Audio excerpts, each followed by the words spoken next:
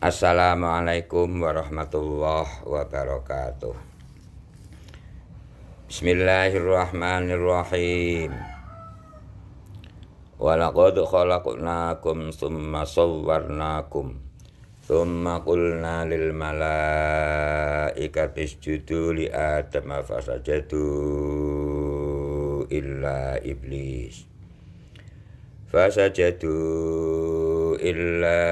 iblis lam yakum minas sajidin. Sesungguhnya kami telah menciptakan kamu Adam, lalu kami bentuk tubuhmu,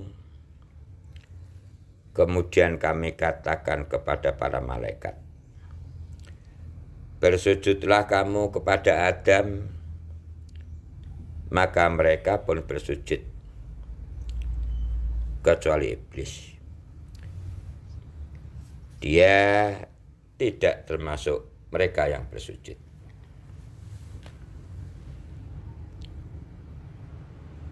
Saudara-saudara kaum muslimin muslimat rahimakumullah, dalam ayat ini disampaikan bahwa iblis takabur, iblis angkuh, menolak perintah Allah untuk bersujud kepada Adam.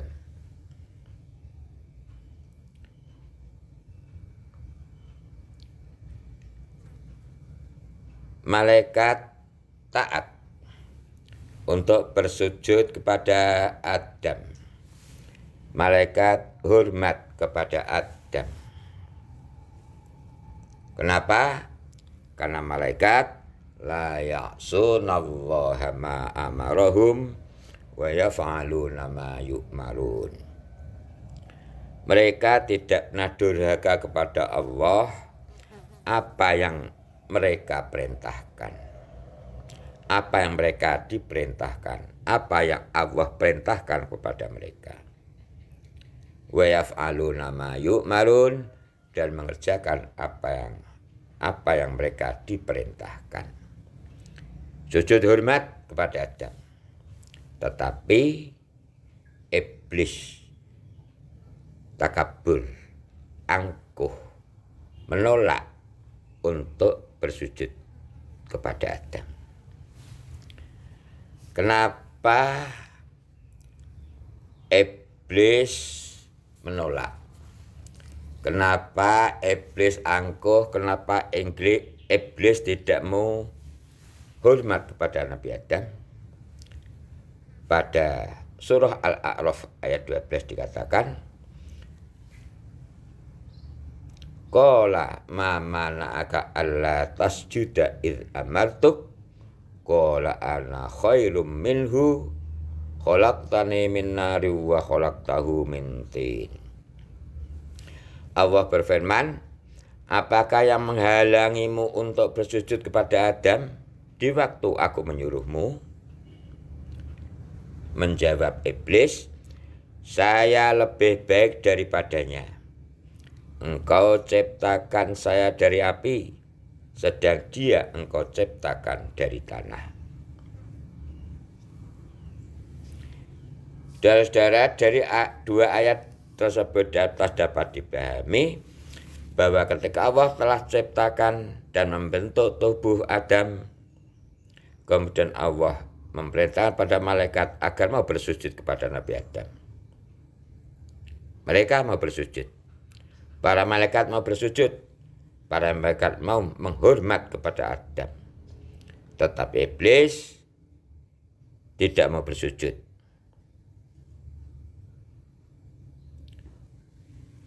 Dan ketika iblis enggan,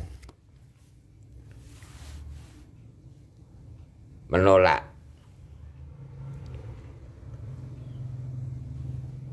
untuk bersujud kepada Adam,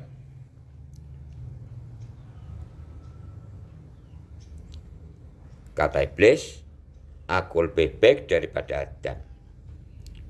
Engkau ciptakan aku dari api, sedang engkau ciptakan Adam dari tanah.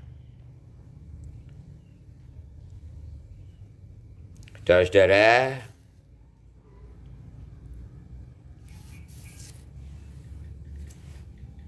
dari ayat ini dapat dipahami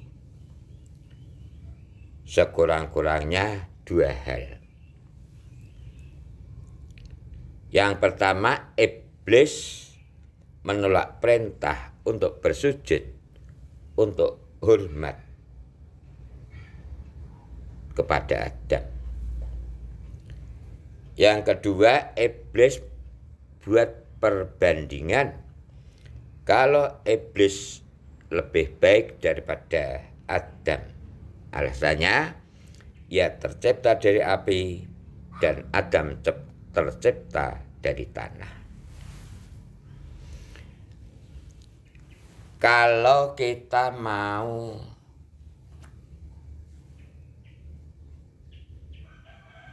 membicarakan tentang perbandingan itu, maka sesungguhnya kita dapat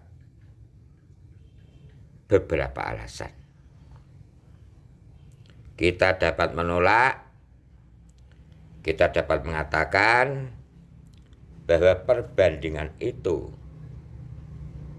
tidak benar sama sekali. Kenapa tidak benar? Sebabnya adalah satu, tanah itu manfaatnya dan lebih baik daripada api.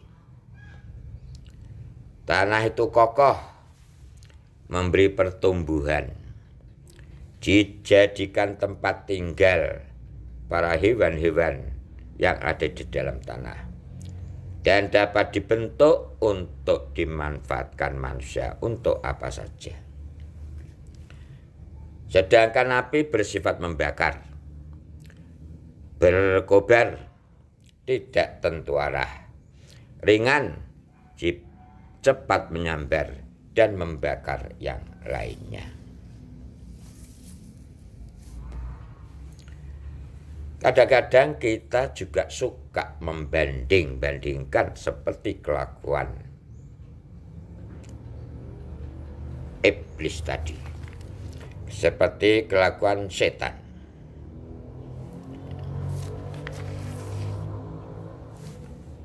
Sebagai anak, kita tidak mau hormat kepada orang tua. Sebagai murid, sebagai santri, sebagai anak buah, kita tidak menghormat kepada atasannya, kepada para kiai, kepada para guru, kepada para ustadz.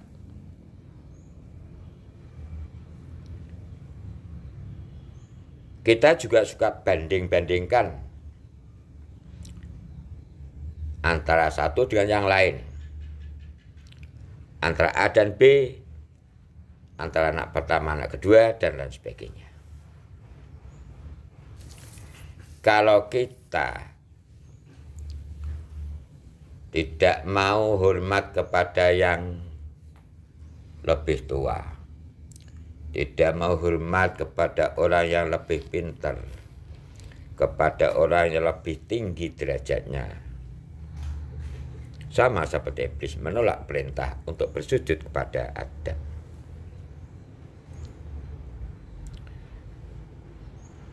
Saudara-saudara, kaum muslimin muslimat rahimakumullah,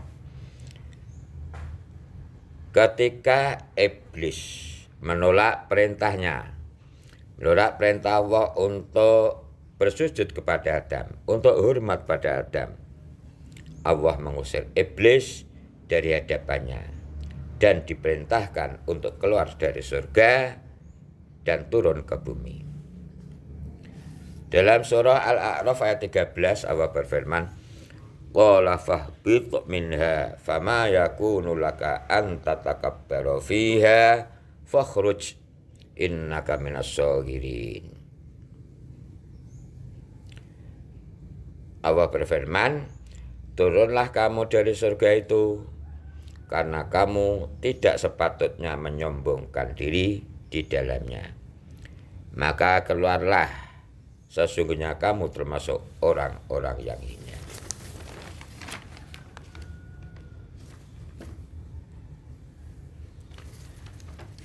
Pada ayat yang lain, qala fakhruj minha mad'umam madkhura laman tabi'aka minhum la amla'anna jahannama minkum ajma'in.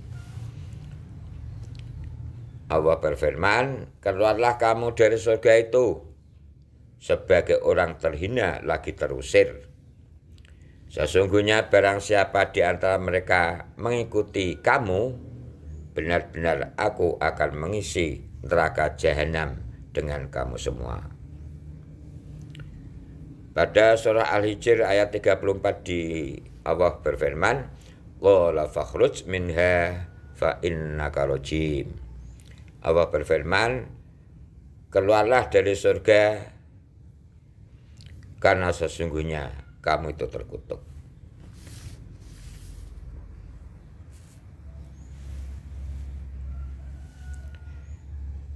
Dari ayat itu dapat dipahami, dari ayat itu, dari kisah iblis itu dapat kita ambil pelajaran. Kalau anak durhaka, anak membangkang, anak suka membanding-bandingkan, orang menjadi takabur, orang menjadi tidak mau taat kepada Allah SWT, anak membangga pada orang tua, maka orang tua akan marah besar sampai anak-anak itu akan diusir.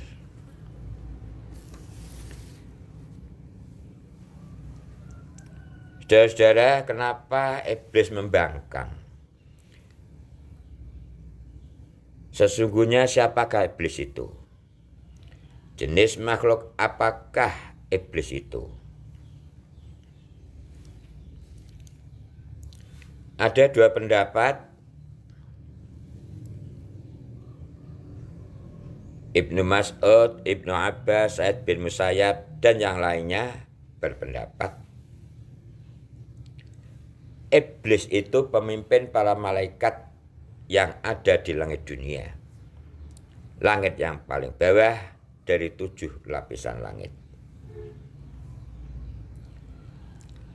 Pada suatu riwayat Ibnu Abbas mengatakan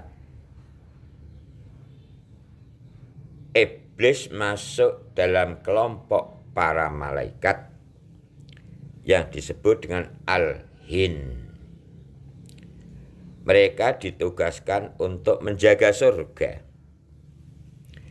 Iblis kala itu adalah salah satu makhluk yang paling dihormati, paling rajin beribadah, dan paling banyak ilmunya.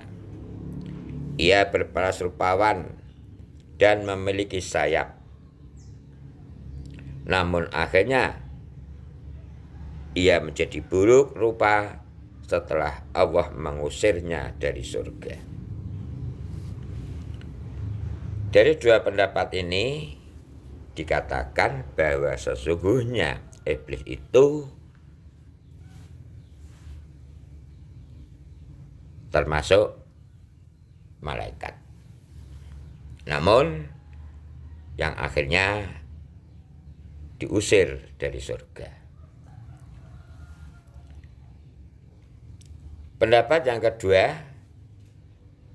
disampaikan, pertama, Hasan Basri menyatakan iblis itu sama sekali tidak termasuk golongan malaikat. Berikutnya, pendapat yang lain, iblis itu termasuk golongan jin. Ketika mereka telah berbuat kerusakan di muka bumi, maka Allah mengutus sejumlah dari golongan malaikat untuk menghentikan dan mengasingkan mereka ke pulau-pulau terpencil. Iblis adalah satu dari mereka yang ditawan itu, lalu dibawa oleh malaikat ke atas langit hingga ia menetap di sana bersama mereka. Lalu ketika para malaikat diperintahkan oleh Allah untuk bersujud, maka iblis iblis pun membangkang dan tidak mau bersujud, tidak mau mentaati perintah tersebut. Saudara kaum muslimin muslimah rahimakumullah. Lalu apakah iblis itu ada namanya?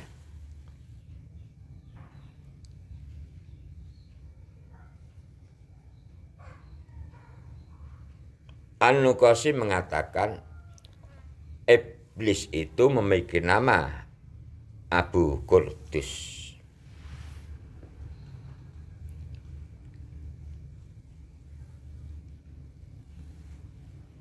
Ka'ab al-Ahbar menyampaikan wa kana ismuhu fi sama'id dunya al-abid.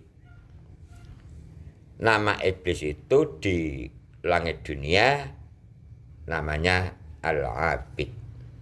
Kalau boleh diterjemahkan adalah yang ahli ibadah. Wa fis saniyati az-zahid. Iblis yang di langit kedua bernama Zahid. Kalau boleh diterjemahkan, orang yang zuhud, Wa fis salisati al-arif. Pada langit ketiga, iblis itu namanya al-arif, yang bijak. Wa fir rabi'ati al-wali. Iblis yang ada di langit keempat namanya wali.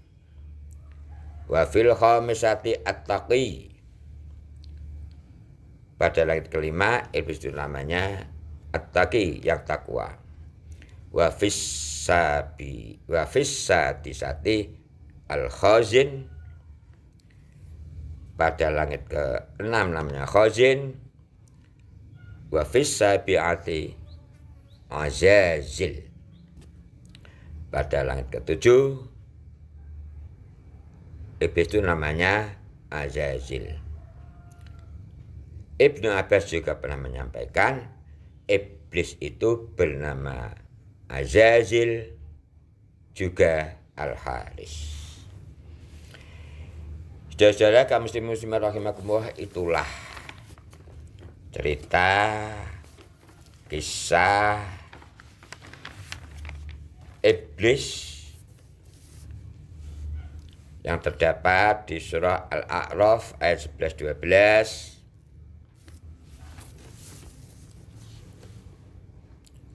ayat 13, dan surat Al-A'raf ayat 18, Al-Hijr ayat 34. Mudah-mudahan konten YouTube kali ini dapat menambah wawasan kita. Mudah-mudahan YouTube ini bermanfaat buat kita semuanya. Yang untuk selanjutnya, kalau iblis itu makhluk yang tidak baik, maka bagi kita untuk tidak mengikuti, untuk tidak meniru apa yang dilakukan oleh iblis. Mudah-mudahan bermanfaat. Allahumma fiq lak wa mitarik wa lafu minkum. Wassalamualaikum warahmatullahi wabarakatuh.